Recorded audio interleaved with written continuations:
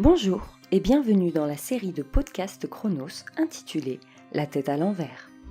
Écoutez différemment, pensez hors du cadre, agir autrement. J'ai le plaisir de recevoir Stéphane Gallo, ancien dirigeant d'entreprise et aujourd'hui consultant conseil en management chez Chronos. Nous allons explorer la place de l'erreur dans le quotidien des entreprises à travers ce podcast intitulé L'erreur, la pépite du leader. Bonjour Stéphane. Le titre L'erreur, la pépite du leader, ce n'est pas un peu provocateur ? Oui, bien sûr. En fait, j'ai été interpellé par une réflexion de Bill Gates lors d'une visite dans l'Hexagone.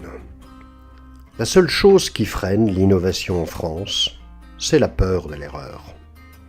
Puis, dans une lecture du dernier livre Winning de Jack Welch, ex-PDG de General Electric, il affirme la nécessité du droit à l'erreur pour le bien du fonctionnement des organisations en devenir. Lui-même précisait que sa première erreur majeure fut simplement de faire exploser en 1963 une usine pilote dans le Massachusetts. Heureusement, sans victime. Il fut surpris de ne pas être accablé par le patron de son patron, Charlie Reid. En fait, ce dernier, à travers un questionnement bienveillant et scientifique, chercha à comprendre les causes. Et il initia à l'amélioration continue des process. Il met en avant la posture du leader qui donne envie, par son exemple, de prendre des risques et d'apprendre. Qu'est-ce qu'un bon dirigeant, se demandait Jack Welch ? C'est celui qui fait moins d'erreurs que les autres. Ce qui ne veut pas dire qu'il n'en fait pas, mais lui sait qu'elles existent et sait les exploiter. En France, l'erreur reste difficilement avouable. C'est le syndrome de l'encre rouge à l'œuvre dès l'école primaire, la dictée corrigée qui revient couverte de cette encre rouge. Il n'y a plus que les fautes qui se voient. Consécutivement, pour se protéger, nous avons appris à mettre en œuvre des stratégies en regard de cette perception négative, masquer les erreurs, rejeter l'erreur sur l'autre ou invoquer un environnement défavorable, approche de l'erreur par infantilisation ou culpabilisation de soi ou de l'autre, bien loin du positionnement adulte, c'est-à-dire assumer la responsabilité de l'erreur et en tirer les enseignements. Plus largement, dans notre culture française, l'erreur est souvent marquée du sceau de la honte et de l'infamie. Et commettre une erreur, je n'ai pas su faire, se confond parfois avec être une erreur. Je n'ai pas de valeur. En fait, l'ensemble de nos apprentissages évolue grâce à l'erreur. En moyenne, un enfant tombe 2000 fois par terre avant de savoir marcher. L'éducation n'est pas une science parfaite et en tant que parents, nous sommes bien placés pour le savoir. Un couple sur 2 divorce en France, en rupture de son engagement préalable. Pourtant, notre regard sur l'erreur, dans notre vie privée, évolue. Précédemment liée à la colère, la honte ou la culpabilité, l'erreur incarnait la manifestation de notre incompétence. Cependant, actuellement, elle tend dans notre vie privée vers la reconnaissance de l'apprentissage progressif à travers nos erreurs. Le concept d'erreur est un peu paradoxal. En effet, nous entendons souvent en entreprise le fameux 1 plus 1 égale 3. Récemment d'ailleurs sur un site web d'un de nos confrères, j'ai aussi noté le 1 plus 1 égale 11. Là voilà la pépite du leader, créer la synergie, de l'émulation dans le travail d'équipe. Pourtant cette idée est basée sur une erreur logique. De même le mathématicien Euler au XVIIIe siècle divulguait le secret le mieux gardé des mathématiciens. 2 plus 2 égale 5. Tout simplement une approche par approximation.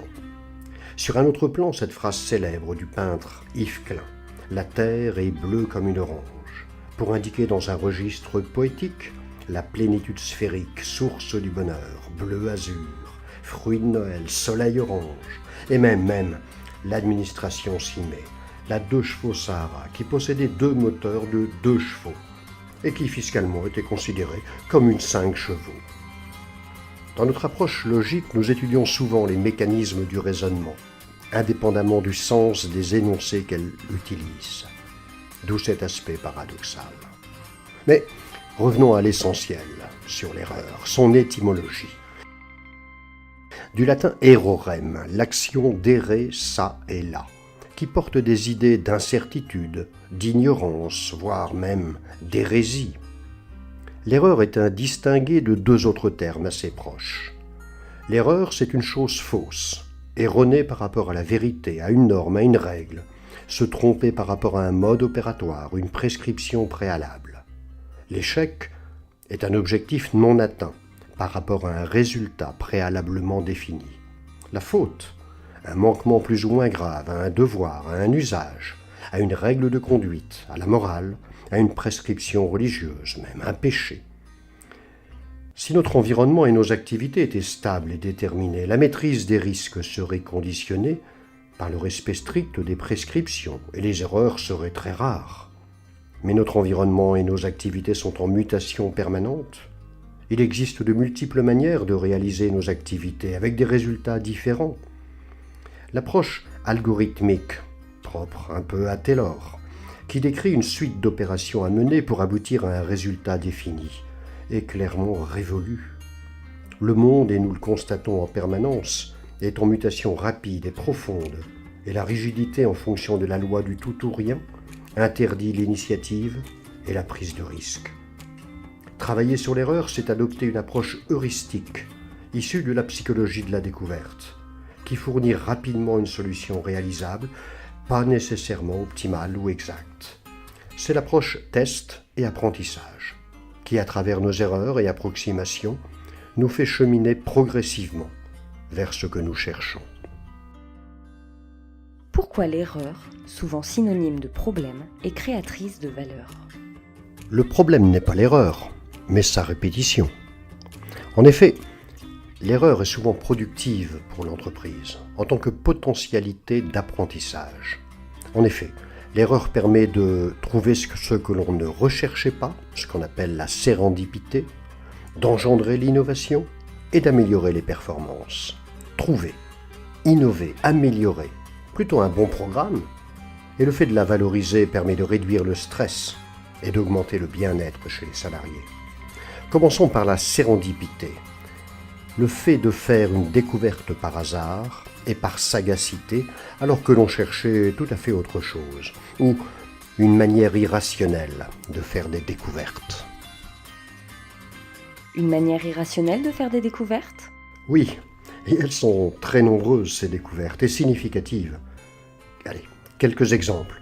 Le post-it inventé par Spencer Silver, un chimiste de la société 3M. Il recherchait un adhésif puissant, mais suite à une erreur de dosage, il laissa son éprouvette dans un coin. Un de ses collègues la trouva et l'utilisa pour coller temporairement des partitions de musique. Il avait trouvé ça extrêmement pratique et le post-it était né.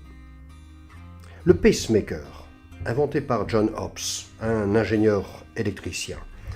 Il faisait des recherches sur l'hypothermie et il prit conscience que le cœur pouvait être relancé par stimulation cardiaque. La pénicilline d'Alexander Fleming, un biologiste. Il recherchait lui une sorte de médicament miracle. À l'arrêt de ses recherches, il reprit une de ses boîtes de pétri, contaminée depuis pas mal de temps, et il s'aperçut que une moisissure avait entièrement dissous toutes les bactéries. Le champagne, un moine bénédictin, Dom Pérignon. Au XVIIe siècle, les bouteilles étaient bouchées avec des chevilles de bois, garnies d'étoupes, imbibées d'huile. Dom Pérignon cherchait un procédé un peu plus propre, notamment en coulant de la cire d'abeille dans le goulot des bouteilles. Ah, les bouteilles étaient bien bouchées, mais tellement bien bouchées qu'elles explosèrent quelques semaines après, mettant en évidence la fermentation et la fameuse méthode champenoise. Les cornflakes, inventés par les frères Kellogg's. Ils recherchaient à partir d'une casserole de céréales une nouvelle recette. Ils faisaient bouillir les céréales et là aussi, ils ont oublié cette casserole dans un coin pendant plusieurs jours. Ils ont mis en évidence une sorte de produit sec et épais. En fait, en les traitant un peu, ils ont mis au point les flocons légers et croquants qui enchantent pour certains les petits déjeuners. Le four à micro-ondes, inventé par Percy Spencer, ingénieur de la société Raytheon. Lui, il faisait des recherches sur le magnétron, la pièce principale des radars. il s'aperçut que la barre chocolatée dans sa poche fondait lorsqu'il faisait ses expérimentations. Et puis, si intéressant, il réussit à faire éclater du maïs. Eh oui, par accident, par concours de circonstances, par erreur, par inadvertance, par maladresse, par mégarde, par négligence, sont nés, entre autres, le celluloïd, la viscose, la bakélite, le téflon, la saccharine, les rayons X, la radioactivité, la dynamite, la vitrocéramique, le Gore-Tex, l'imprimante agédante, le Coca-Cola, et encore et encore. L'erreur serait donc une sorte de catalyseur de l'innovation ? L'erreur ou l'échec en entreprise demeure très négatif, voire infamant. Nous sanctionnons les personnes commettant des erreurs et récompensons celles qui connaissent le succès. L'erreur est souvent associée à la manifestation du mal et il est nécessaire de la sanctionner pour qu'elle ne se reproduise plus.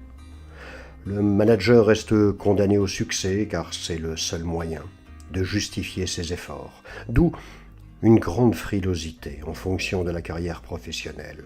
Peur du licenciement, mise au placard, perte de statut et d'avantages, suppression des primes et des promotions.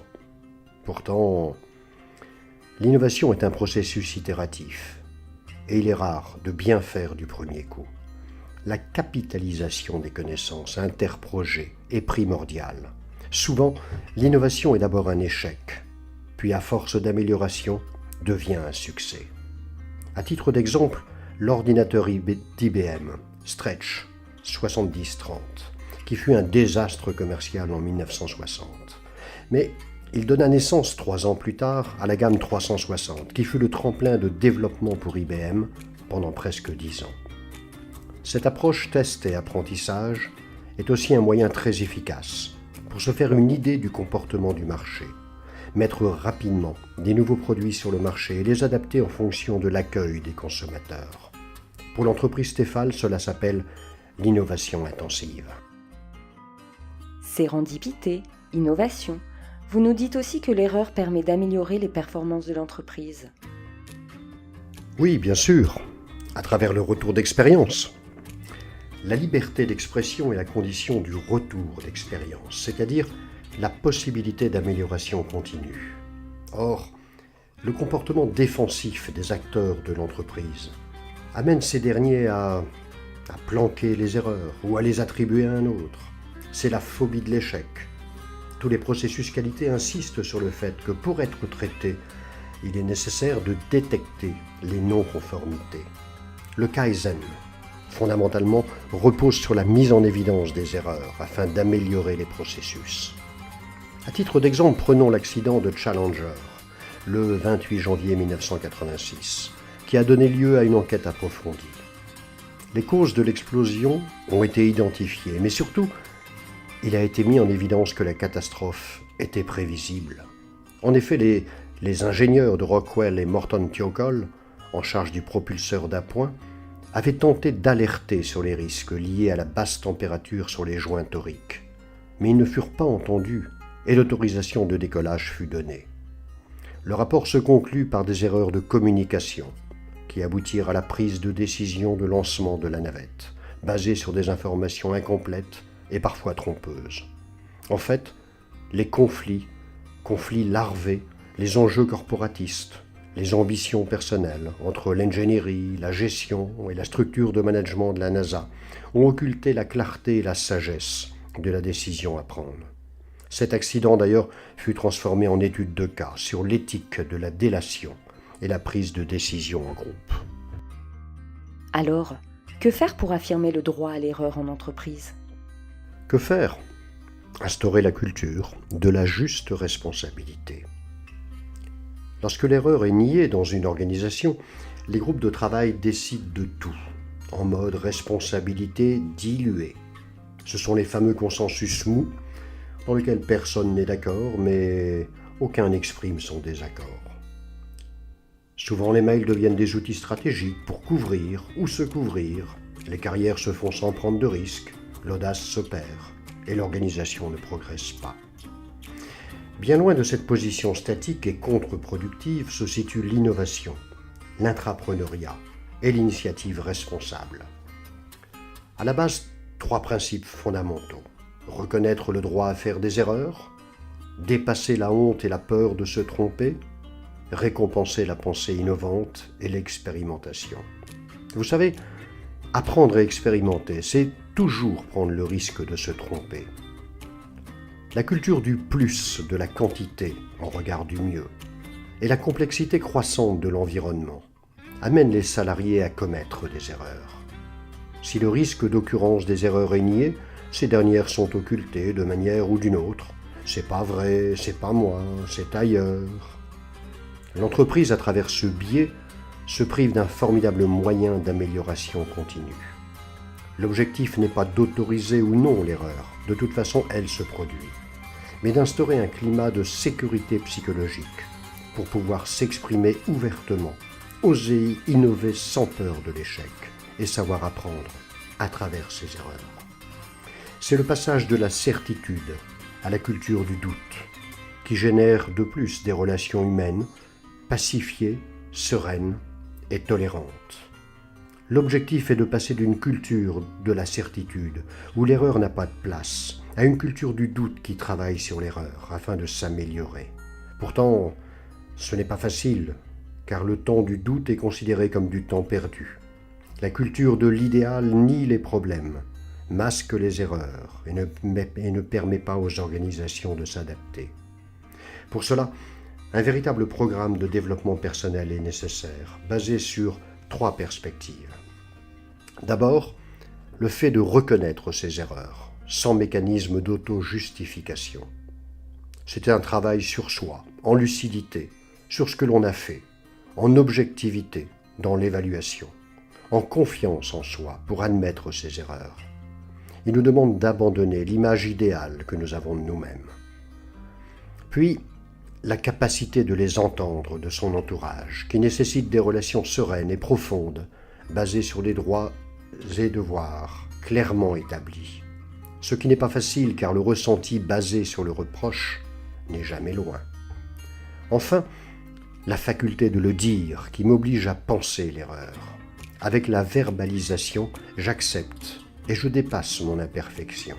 Et dans une relation de confiance, je contribue à l'amélioration de l'existant. Reconnaître ses erreurs, savoir les entendre des autres et en parler, cela fait partie du programme de formation des futurs dirigeants ? Pas vraiment. Certaines grandes écoles abordent le sujet, mais la perspective principale demeure « Vous êtes les meilleurs, l'élite de la nation », ce qui souvent nous affranchit de l'erreur. L'apprentissage par l'erreur consiste à partager avec honnêteté les expériences que nous menons, afin de les corriger et de les améliorer. Il demande une culture de non-punition, de recherche des causes pour comprendre les dynamiques et mécanismes, et non pas de recherche et de jugement de coupable. Chaque nouveau projet est une expérience. Si les tentatives sont réalisées à minima, elles mènent souvent à l'échec et aux mauvais résultats. Et si elles sont délibérées et bien réfléchies, elles sont potentiellement source de créativité et d'évolution. L'objectif est de dépasser la peur de l'erreur et de l'échec, de créer une culture de prise de risque intelligente qui favorise l'innovation. Comment implémenter dans une organisation une culture de l'erreur créatrice de valeur ? Cette culture de la non-punition, du droit à l'erreur, tend notamment à être adoptée dans les organisations à haut risque, aviation, nucléaire, hôpitaux, alors même que les conséquences des erreurs commises y sont généralement très graves. 2 ans après la mise en place d'un processus d'analyse des causes des erreurs et la création d'une base de données répertoriant toute défaillance, sans oublier les accidents évités de justesse, l'hôpital Hermann au Texas a vu son nombre d'accidents baisser de moitié. Les hôpitaux de Paris insistent sur le devoir de tous les salariés de signaler, sans délai, tout incident, accident ou erreur. Ils ont ainsi diminué en 10 ans de 57% le taux de mortalité post-opératoire.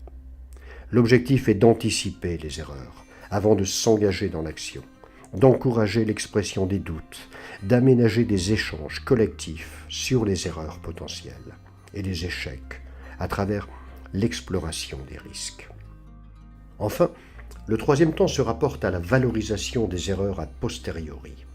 Ce que nous retrouvons dans l'entreprise Pernod Ricard, nous reconnaissons la prise de risque et le droit à l'erreur.